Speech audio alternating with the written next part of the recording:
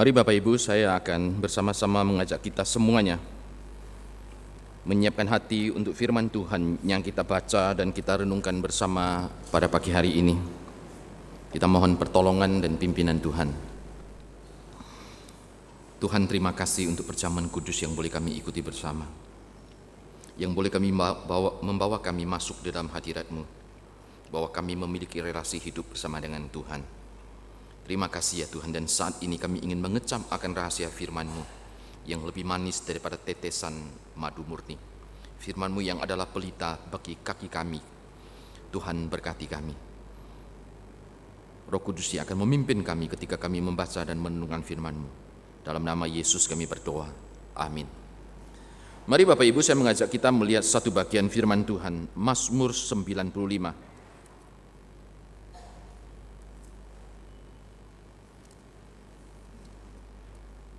Mimbar Gloria pada minggu ini bicara soal transformasi ibadah dalam hidup. Kita akan mendasari dari satu bagian firman Tuhan yang menjadi acuan kita, Mazmur 95. Mari Bapak Ibu, saya mengajak kita membacakan secara bertanggapan.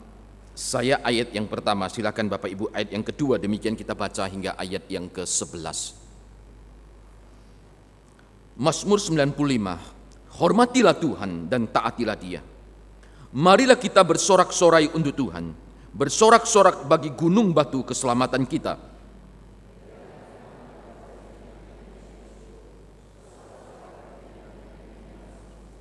Sebab Tuhan adalah Allah yang besar, dan Raja yang besar mengatasi segala Allah.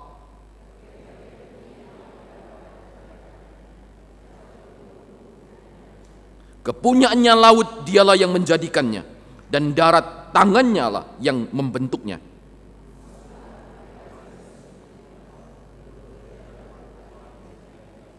Sebab Dialah Allah kita, dan kitalah umat gembalaan dan kawanan domba tuntunan tangannya. Pada hari ini sekiranya kamu mendengar suaranya,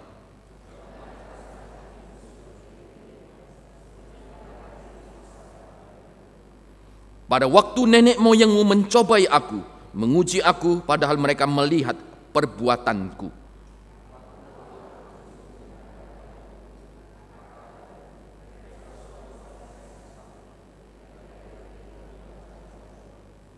Sebab itu aku bersumpah dalam murkaku, mereka takkan masuk ke tempat perhentianku. Demikian jauh pembacaan firman Tuhan pada pagi hari ini. Sidang jemaat dikasih oleh Tuhan, kalau kita pernah tinggal di pedesaan gitu ya, biasanya setiap kali tiba hari perhentian, maka orang-orang di desa itu akan mendengar tanda ibadah itu atau melihat tanda ibadah itu bukan dari jam tangan yang mereka punyai atau miliki, tapi mereka akan selalu mendengar dentuman lonceng yang berbunyi itu. Biasanya sebelum ibadah itu dimulai, lonceng itu akan dibunyikan sebagai satu tanda isyarat. Maka penduduk desa itu akan segera menyiapkan diri. Lalu mendekati lagi, biasanya lonceng akan dibunyikan lagi. Lalu biasanya mereka berangkat. Nah, kebiasaan-kebiasaan ini mungkin sudah tidak kita temukan di kota besar. Tapi di kota-kota kecil mungkin kita masih bisa melihat gitu ya. Jadi patokan mereka adalah mendengar bunyi lonceng itu. Dan isyarat itu mereka sudah hafal dengan sangat baik. Bahwa sekaranglah waktunya kita berangkat untuk beribadah.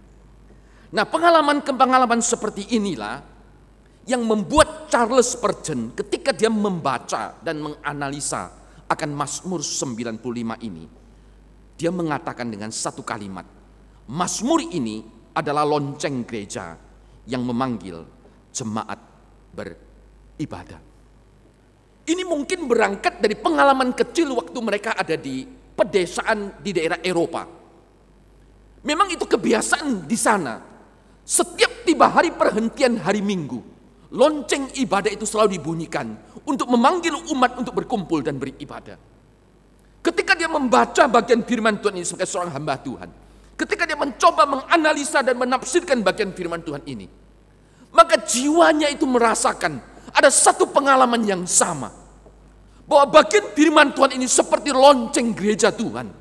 Memanggil jiwa-jiwa yang haus, jiwa-jiwa yang rindu akan hadirat daripada Allah untuk beribadah di hadapan Tuhan. Bapak Ibu dikasihi oleh Tuhan, ini satu hal yang luar biasa. Di dalam pengalaman hidup daripada Charles Spurgeon, ketika dia melihat bagian firman Tuhan ini, seperti orang-orang di pedesaan mendengar undangan daripada gereja Tuhan, mari datang beribadah di gereja Tuhan. Mazmur ini pun adalah merupakan satu bentuk undangan. Mari masuk dalam hadirat Allah dan beribadahlah kepada Tuhan. Mazmur 95 ini adalah merupakan mazmur puji-pujian. Satu undangan yang Tuhan berikan kepada umatnya untuk masuk di dalam hadiratnya untuk beribadah kepadanya. Mazmur ini memberikan penekanan pada ibadah daripada umat Tuhan. Bagaimana mereka menaikkan pujian, sorak-sorai, keagungan, kemuliaan di dalam bait suci, dan itu dikembalikan kepada Tuhan. Mazmur ini menjadi satu panggilan beribadah pada waktu kita masuk di dalam hadirat Tuhan. Dan mazmur ini sekaligus mengingatkan umat Tuhan agar ketika engkau beribadah, jangan mengulangi kesalahan yang sama yang pernah dilakukan oleh nenek moyangmu, bangsa Israel pada masa itu. Nah, Bapak Ibu dikasihi oleh Tuhan, kita tahu Daud sebagai penulis daripada bagian mazmur ini adalah merupakan bagian hidup daripada pemazmur Daud. Senantiasa mengawali akan hidupnya dengan pujian dan penyembahan di hadapan akan Tuhan. Pemazmur sadar bahwa hari ini memiliki pergumulan tersendiri. Maka mereka sungguh-sungguh membutuhkan akan tuntunan daripada Allah. Mereka membutuhkan bimbingan dan pertolongan daripada Tuhan. Sadar akan butuhnya akan pertolongan daripada Allah. Maka pemazmur ini selalu mengatakan, marilah kita masuk di dalam bait suci untuk bersorak-sorai bagi akan Tuhan. Mereka merindukan hari-hari yang mereka jalani. Setiap harinya adalah hari yang diawali dengan hari yang penuh dengan ucapan syukur. Hari yang diawali dengan sukacita di hadapan Tuhan. Masuk dalam rumah Allah, sujud menyembah dengan penuh hormat kepada Tuhan. Pemazmur Daud memuji Tuhan, menyembah Allah. Dia mengajak orang-orang percaya dan engkau dan saya hari ini dengan satu kesadaran bahwa melalui pujian dan penyembahan kita kepada Tuhan, sesungguhnya disitulah transformasi hidup itu dimulai. Setiap hari engkau dan saya selalu ada pergumulan. Ketika engkau menyelesaikan satu lagi yang menanti. Pergumulan hidup selama kita di dalam dunia tidak akan ada henti-hentinya. Karena sadar akan adanya pergumulan hidup itulah, maka pemazmur mengatakan setiap hari kita membutuhkan akan pertolongan Tuhan, membutuhkan anugerah, membutuhkan kasih karunia, membutuhkan akan firman Allah yang boleh mentransformasi hidup kita. Supaya hari lepas hari, melalui pergumulan tantangan hidup yang ada, membawa hidup kita makin baik dan berkenan di hadapan Tuhan. Mazmur ini mencoba menuliskan, mengungkapkan, ketika engkau dan saya beribadah di hadapan Tuhan, bagaimana transformasi hidup itu boleh engkau dan saya alami. Kita akan coba belajar bersama-sama gitu ya. Transformasi hidup melalui ibadah ini akan kita alami, yaitu ketika kita mulai dengan satu dasar yang pertama dikatakan adalah pengenalan kepada Tuhan. Kalau engkau baca bagian Mazmur ini secara simpel, sederhana, Mazmur ini bisa dibagi menjadi dua bagian. Ayat yang pertama hingga ayat yang ke-7 bagian atas, lalu ayat yang ke-7 bagian B hingga ayat yang ke-11. Secara simpel, itu menjadi dua bagian. Nah, di dalam bagian yang pertama ini, dalam ayat-ayat ini, sebenarnya ini adalah satu bentuk kredo, satu bentuk pengakuan iman dalam perjalanan hidup pemazmur di hadapan Tuhan, dalam pengenalannya kepada Tuhan, siapakah Allah itu sesungguhnya. Ayat ini jelas bagi pemazmur adalah satu kredo pengakuan iman, bahwa Allah yang kita sembah adalah Allah yang besar, yang mengatasi segala Allah, yang menciptakan, yang menjadikan dunia, bumi dan segala isinya adalah kepunyaannya, karena dialah yang menjadikannya. Kenapa kredo ini menjadi bagian yang penting di dalam pengenalan kita kepada Tuhan ketika kita beribadah? Pada waktu itu kalau engkau lihat budaya hidup masyarakat di Palestina, orang-orang menyembah itu bukan saja kepada Yahweh atau kepada Elohim. Ada begitu banyak sinkritisme yang terjadi dalam kehidupan beribadah. Apalagi orang-orang di luar komunitas bangsa Israel.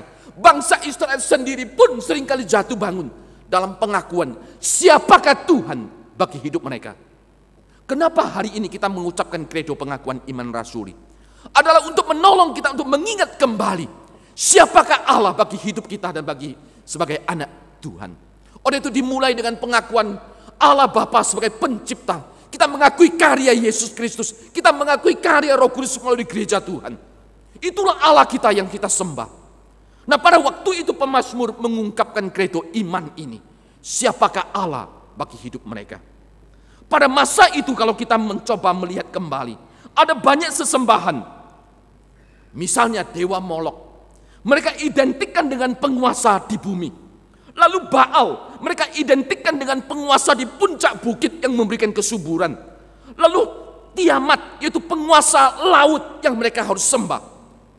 Jadi pada waktu itu konsep beribadah daripada masyarakat Palestina itu sungguh kacau. Mereka mempunyai pengakuan iman yang berbeda-beda. Ketika mereka melihat dunia ini, bumi ini, mereka ingat kepada penguasa yang disebut dengan dewa Molok. Oleh seringkali memberikan persembahan, sajian atau bukit pengorbanan mereka dirikan. Ketika mereka bercocok tanam di puncak bukit gunung, mereka bukan ingat kepada Yahweh, tapi mereka ingat kepada Baal, dewa kesuburan itu. Ketika mereka pergi melaut, mendapatkan begitu banyak ikan, apakah di laut atau di danau Tiberias, Tasik yang lainnya, mereka selalu ingat kepada Tiamat, yaitu dewa yang menguasai akan laut itu. Budaya itu bukan hanya ada di Palestina. Hari ini pun kita bisa temu ketika engkau dan saya ada di Indonesia. Oleh itu tidak heran, ada hari tertentu mereka melarung sesuatu di laut. Ada hari tertentu mereka melarung sesuatu di atas bukit daripada Gunung Bromo. Itu yang dilakukan oleh manusia. Pada waktu mereka lakukan, itulah kredo mereka, itulah pengakuan iman mereka. Siapakah ilah atau Allah yang mereka sembah? Dan itu akan mentransformasi pikiranmu kepada arah ilah yang engkau sembah itu. Kalau engkau melarung sesuatu di laut, maka gaya hidupmu akan jadi diikat oleh hal seperti itu. Pada waktu engkau pergi sebagai seorang nelayan melaut, engkau tidak akan ada damai sejahtera. Engkau akan selalu berpikir, aku belum memberikan sesuatu. Karena engkau berpikir itulah penguasanya. Jadi kredo pengakuan iman bukan sekedar diucapkan. Karena itu akan mempengaruhi pola pikir kita dan sikap hati kita, dan itu akan mentransformasi gaya hidup kita hari lepas hari. Dalam bagian firman Tuhan yang kita baca ini, pemazmur meletakkan satu dasar kebenaran akan firman Allah. Siapakah Allah bagi hidupnya? Dia adalah Allah yang menciptakan alam semesta ini. Yang engkau katakan gunung ada penguasanya, aku yang menciptakan, Tuhan katakan.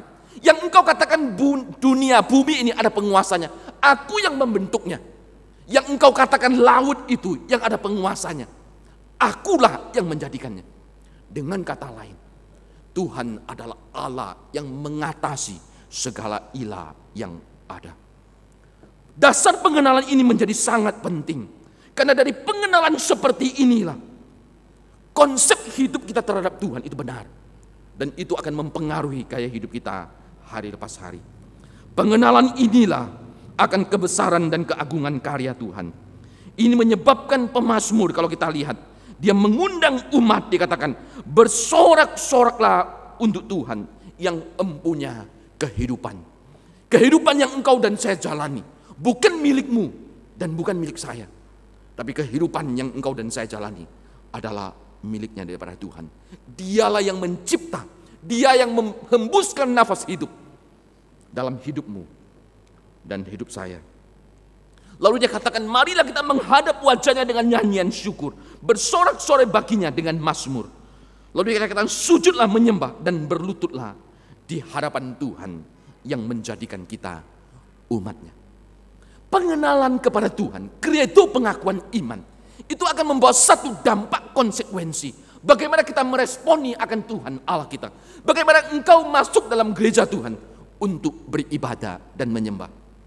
Hari ini pun sama. Pengakuan imanmu secara personal di hadapan Tuhan. Bukan sekedar mengucapkan pengakuan iman rasuli. Tapi ada satu penghayatan yang dalam akan setiap kata-kata kalimat yang engkau ucapkan. Dan itu akan tercermin nantinya dalam sikap hidupmu di hadapan Tuhan. Kalau engkau mengakui bahwa Tuhan itu adalah Allah yang maha besar. Allah adalah Allah yang menciptakan segala sesuatu. Hidup kita adalah milik kepunyaannya. Tidak mungkin kita sulit membuka mulut kita untuk memuji Tuhan. Sementara semua menyanyi meninggikan nama Allah kita. Engkau mungkin sibuk memikirkan sesuatu yang lain. Engkau mungkin sibuk membuka-buka Alkitabmu. Engkau mungkin sibuk melihat gadgetmu. Ada banyak kesibukan yang akan menyita konsentrasimu. Tapi ketika kita sadar bahwa hari ini adalah hari yang Tuhan kuduskan. Aku masuk ke rumah Allah.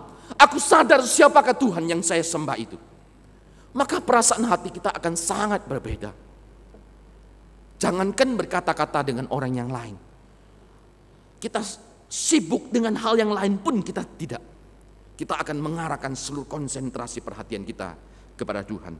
Oleh itu pemazmur berkata, bersorak-sorailah, menghadaplah wajahnya, menyembah dan berlututlah di hadapan Tuhan.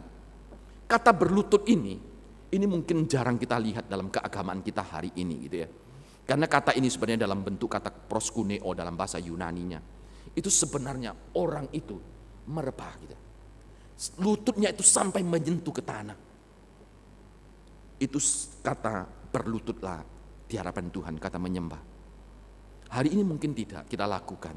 Engkau dan saya duduk, datang, paling nanti diundang berdiri. Tetapi yang paling penting bukan gerak tekstur tubuh ini, bukan. Tetapi yang paling penting adalah sikap hati yang bertelut di hadapan Tuhan. Mengakui akan kebesaran dan keagungan daripada Allah kita. Itu harus engkau dan saya miliki. Maka pengakuan yang demikian ini dia katakan, baru menjadi awal engkau dan saya mengalami apa yang disebut dengan transformasi hidup. Siapa yang menjadi Tuhanmu, itu akan mempengaruhi gaya hidupmu hari ini. Allah yang bagaimana yang engkau kenal, itu yang akan mempengaruhi hidupmu hari ini. Oleh itu kenapa pemazmur menempatkan bagian ini menjadi bagian yang pertama. Credo iman daripada orang percaya pada waktu itu. Ini yang pertama. Lalu yang kedua, kalau kita perhatikan gitu ya, transformasi hidup melalui ibadah akan kita alami. Pertama dimulai dari pengakuan, pengenalan kita kepada Tuhan. Yang kedua adalah respon kita akan jalan keselamatan yang telah diperlihatkan Allah untuk kita. Ya, ini bagian yang kedua, yaitu ayat yang ke-7 hingga ayat yang ke-11. Dalam Mazmur ini diingatkan pada kita bagaimana sikap atau respon nenek moyang umat Israel ketika di padang gurun. Mereka dipimpin oleh Tuhan keluar dari tanah Mesir menuju tanah perjanjian. Mereka melihat karya keselamatan Tuhan. Mereka melihat perlindungan daripada Allah. Tetapi Alkitab mengatakan Allah yang penuh kasih, yang telah memperlihatkan kasih dengan segala perbuatannya yang ajaib. Namun umat tetap mengeraskan hatinya sehingga mereka tidak bisa mengalami jalan keselamatan itu. Kalau kita lihat di dalam catatan bagian firman Tuhan ini, secara khusus kalau engkau bandingkan nanti gitu ya, dalam Keluaran pasal yang ke-17, tidak kurang mujizat Tuhan tunjukkan di depan mata umat Israel.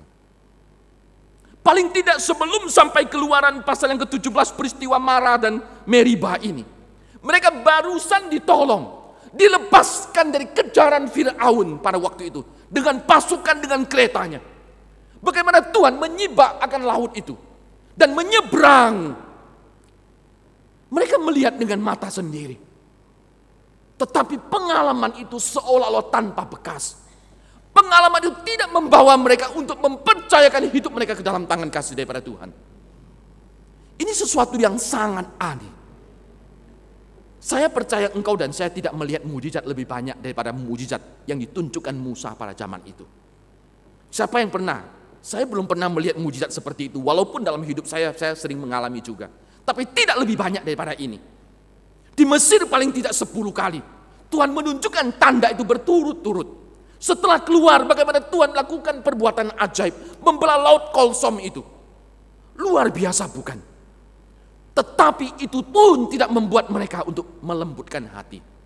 Tapi Alkitab mengatakan, Allah yang memperlihatkan kasih-Nya dengan segala perbuatannya yang ajaib. Namun tetap saja umat itu mengeraskan hati. Ketika engkau mengeraskan hati, tidak mungkin akan ada transformasi hidup. Bangsa ini dikenal sebagai bangsa yang tegar tengkuk. Hati yang lemah lembut, itulah yang Tuhan inginkan. Setiap kali engkau mendengar firman Tuhan, ketika engkau mengeraskan hati, maka pasti tidak akan ada transformasi hidup.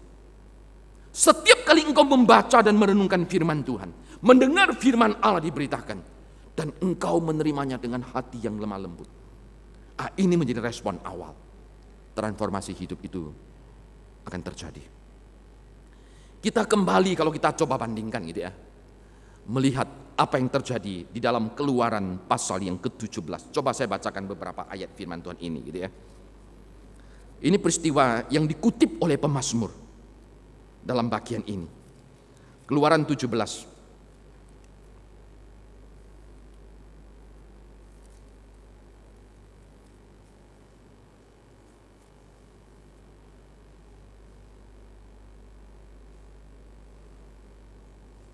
Kemudian berangkatlah segenap jemaat Israel dari padang gurun Sin, berjalan dari tempat persinggahan ke tempat persinggahan sesuai dengan titah Tuhan. Lalu berkemahlah mereka di Rafidim, tetapi di sana tidak ada air untuk diminum bangsa itu. Jadi mulailah bangsa itu bertengkar dengan Musa, kata mereka, berikanlah air kepada kami supaya kami dapat minum. Tapi Musa berkata kepada mereka, mengapakah kamu bertengkar dengan aku? Mengapakah kamu mencobai Tuhan? Saya langsung loncat di ayat yang ke-7. Dinamailah tempat itu Masa dan Meriba. Oleh karena orang Israel telah bertengkar, oleh karena mereka telah mencobai Tuhan dengan mengatakan, adakah Tuhan di tengah-tengah kita atau tidak? Saya waktu membaca ayat ini gitu ya, saya terus berpikir, kenapa mereka bisa sampai ada satu kesimpulan? Adakah Tuhan atau tidak? Kalau engkau hari ini, ketika engkau lapar, tiba-tiba dari surga turun mana seperti biji gandum nih katakan itu. Lalu engkau makan dan menjadi kenyang. Apakah pada waktu itu engkau masih bertanya, masih adakah Tuhan? Pada waktu engkau dianiaya, diperbudak sedemikian rupa, Tuhan menunjukkan mujizat demi mujizat supaya engkau dilepaskan. Pada waktu engkau terancam tidak ada jalan keluar, yang ada hanya jalan kematian. Lalu Tuhan menyibakkan, membuka satu pintu, satu jalan yang baru dengan membelah laut Kolsom itu. Apakah mungkin engkau masih bertanya, adakah Tuhan di tengah kita? Itulah kondisi umat Israel pada waktu itu. Mereka sudah mengalami pertolongan Tuhan, mengalami lawatan tangan Allah, tapi masih tetap bertanya, adakah Tuhan? Lalu saya coba berpikir, apakah dengan demikian hari ini, lalu engkau dan saya tidak pernah bertanya? Sebagian anak Tuhan, pada saat mengalami kesulitan hidup, mereka tetap masih bertanya, sesungguhnya apakah ada Tuhan? Atau mungkin lebih halus, apakah Tuhan masih peduli? Apakah Tuhan masih mengasihi saya? Kira-kira pertanyaan ini akan selalu muncul di dalam hidup kita. Ini menjadi pergumulan seumur hidup yang engkau dan saya jalani. Padahal Tuhan telah menyatakan diri, menunjukkan dirinya kepada mereka. Paling tidak dikatakan sesuai dengan titah Tuhan. Titah Allah ditandai apa? Kalau engkau baca terus, siang hari ada tiang awan, malam ada tiang api. Ketika mereka melihat tiang awan atau tiang api itu bergerak, mereka tahu mereka harus berjalan. Hadirat Allah ada di tengah-tengah mereka. Tetapi itu tetap membuat mereka bertanya, apakah masih ada Tuhan atau tidak di tengah-tengah kita? Hari ini di dalam bergereja, yang sangat menyedihkan adalah ketika kita bertanya, apakah Roh Kudus ada di gereja Gloria? Bagi saya itu pertanyaan yang sangat menyedihkan. Bagaimana mungkin gereja yang Tuhan dirikan, yang membawa begitu banyak orang mengalami kelahiran baru, kita masih bertanya, adakah Roh Kudus berkarya di gereja Gloria? Menyedihkan bukan? Itulah yang terjadi di dalam kehidupan kita sebagai anak Tuhan. Bangsa Israel bukan mengeraskan hati, melembutkan hati, tapi sebaliknya mereka mengeraskan hati. Oleh karena itu firman Tuhan katakan, hari ini sesungguhnya bila engkau mendengar, janganlah mengeraskan hatimu. Ini dikutip kalau engkau melihat satu bagian firman Tuhan yang sangat luar biasa. Di dalam surat Ibrani, ayat bagian firman Tuhan ini dikutip berulang-ulang. Kenapa? Karena ini memang natur keberdosaan manusia di hadapan Tuhan. Sehingga Tuhan perlu mengingatkan kembali. Kita coba lihat Ibrani pasal yang ketiga.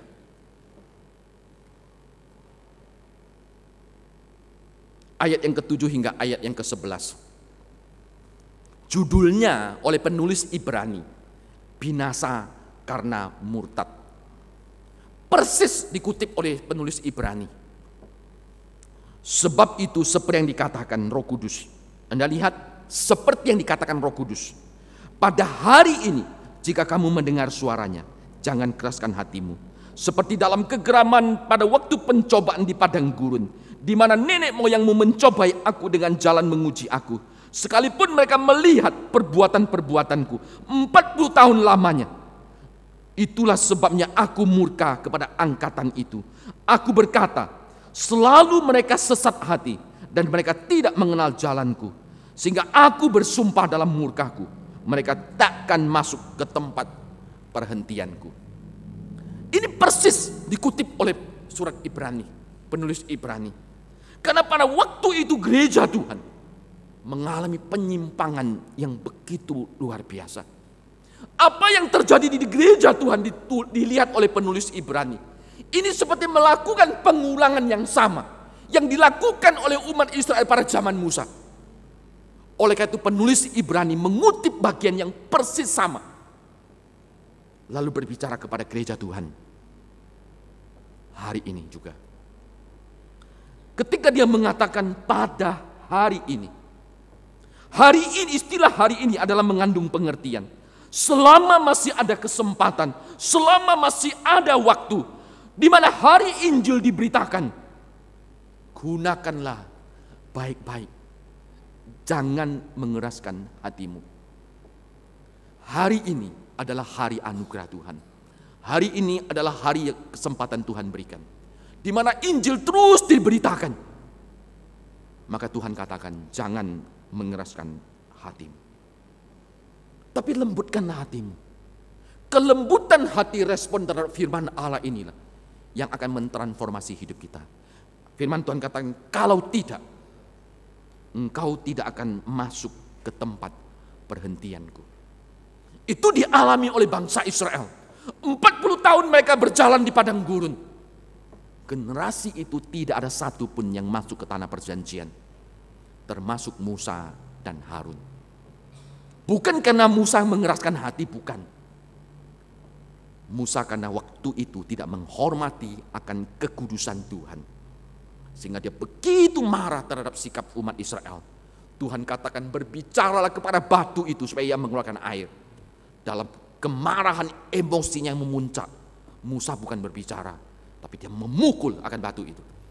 Tapi Tuhan katakan engkau tidak menghormati kekudusanku. Tapi umat pada waktu itu karena keras hati, karena tegar tengkuk, Tuhan katakan aku bersumpah dalam murkaku. Tidak ada satu orang pun yang boleh masuk. Di dalam Ibrani diingatkan kembali. Dalam ketekunan perjalanan hidup kita mengiringi Tuhan. Tuhan ingin kita dengan lembut hati menerima akan firman Allah. Karena itulah awal transformasi hidup itu terjadi.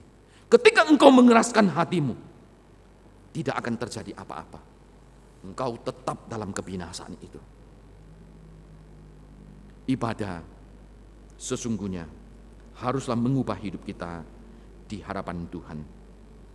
Mentransformasi hidup kita di hadapan Allah. Saya akan ceritakan satu perumpamaan yang ditulis oleh seorang teolog Denmark, yaitu Søren Kierkegaard. Søren Kierkegaard ini adalah seorang hamba Tuhan yang luar biasa. Banyak buku-buku teologi yang dia tulis, dia itu menjadi acuan banyak dosen dan seminari teologi yang membacanya. Satu hari Søren Kierkegaard ini dia menulis dalam bentuk pengandaian cerita satu perumpamaan. Dia katakan pada waktu itu dia menulis sebuah perumpamaan tentang masyarakat bebek yang satu hari Minggu pergi ke gereja untuk mendengar khotbah. Nah, tentunya ini satu bentuk tulisan dalam bentuk imajinasi yang dia coba bangun gitu ya. Dia katakan pada satu hari Minggu, sekelompok bebek ini itu masuk ke gereja Tuhan untuk beribadah. Ibadah itu dikatakan dimulai dengan hikmat, dengan begitu syahdu. Sangat menyentuh akan hati para bebek itu. Apalagi dikatakan pengkhotbah mulai berkata dengan kata-kata yang sangat indah. Dengan penuh semangat dia berkhotbah tentang Allah yang maha baik bagi masyarakat bebek itu. Dia katakan bahwa Allah telah memberikan sepasang sayap bagi kalian, kita semuanya, sehingga kita bisa terbang. Dia membuat para bebek itu sangat terkesan dan mengangkat parunya dan dengan panjang dengan berkata, dengan sayap ini tidak ada lagi tempat yang tidak bisa kita datangi. Tidak ada lagi tugas yang diberikan Allah yang tidak bisa kita kerjakan. Dengan sayap ini kita tidak perlu lagi hanya berjalan kaki sepanjang hidup kita. Kita dapat terbang tinggi ke angkasa. Khotbah itu ketika disampaikan, itu ditanggapi oleh masyarakat bebek itu dengan antusias. Dan berkali-kali mereka mengatakan, amin ya Tuhan, amin, amin. Pengkhotbah itu menutup khotbahnya dengan kalimat, dengan sayap kita dapat terbang sepanjang hidup kita. Kita dapat terbang. Dan semua masyarakat bebek itu berteriak, amin, amin, amin. Dengan suara yang begitu gemuruh dalam gereja itu. Semua bebek itu menyukai ibadah hari itu. Dan ketika ibadah itu ditutup, semua bebek merasa bahwa khotbah ini begitu luar biasa dan memberkati mereka.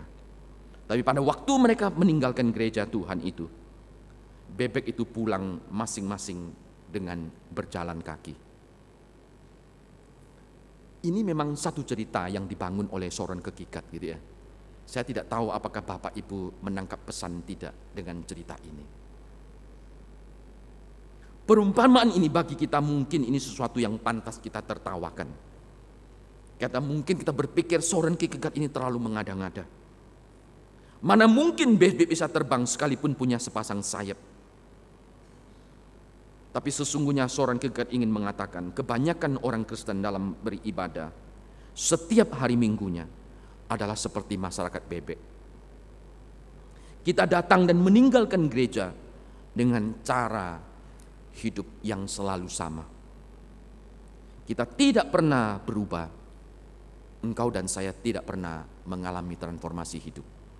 Walaupun ketika engkau mendengar, engkau mengatakan, ya Tuhan, aku ingin seperti itu. Betul Tuhan, aku harus berubah. Engkau mengamini setiap kali engkau membaca firman Tuhan. Bagaimana engkau mengeraskan hati. Engkau bagaimana melihat karya Tuhan, mujizat Allah. Engkau menyembah Kristus yang adalah Tuhan dan Juru Selamatmu. Engkau mengamini dan mengatakan, betul ya Tuhan. Tetapi setiap kali kita pulang, kita itu seperti masyarakat bebek ini. Kita mengamini dengan sayap ini saya bisa terbang. Kemanapun tidak ada yang bisa menghalangi untuk saya lakukan. Engkau merasa Tuhan begitu baik dan memberkati.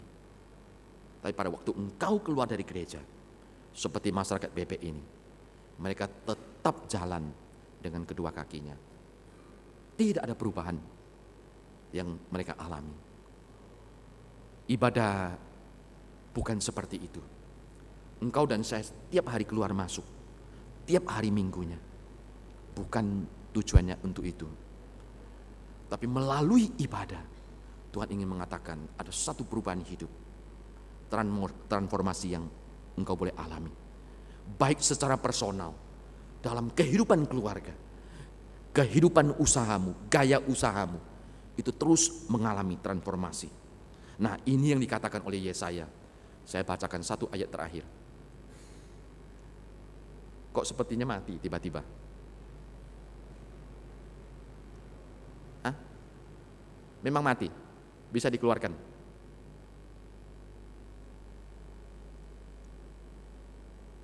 Oh, kok tidak? Wah, berarti, oh ya ini. Ibadah yang benar adalah kita mengalami transformasi sehingga hidup kita adalah seperti yang dilukiskan oleh Yesaya. Tiap-tiap orang, tetapi orang-orang yang menanti-nantikan Tuhan mendapat kekuatan baru. Mereka seumpama raja wali yang naik terbang dengan kekuatan sayapnya. Mereka berlari, tidak menjadi lesu. Mereka berjalan dan tidak menjadi lelah. Inilah yang Tuhan ingin engkau alami. Setiap hari, ketika engkau menantikan Tuhan, mencari wajah Allah, beribadah di hadapan Tuhan, hidup kita terus diperbaharui dan tidak pernah menjadi lesu.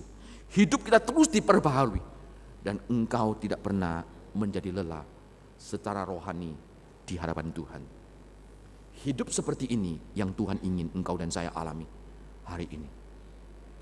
Lembutkanlah hatimu, terimalah firman Allah itu. Biarlah dia membentuk hatimu. Amin.